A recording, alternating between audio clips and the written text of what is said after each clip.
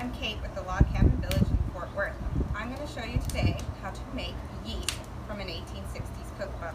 You're going to take equal parts to flour and brown sugar. It's 2 cups or 2 cups. So you've got 2 cups of brown sugar, 2 cups of flour, and then 2 cups of water. You're going to dump them in a cast iron pan.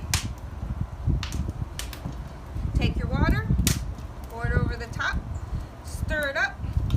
Then we're going to place it over the top of the fire for about an hour.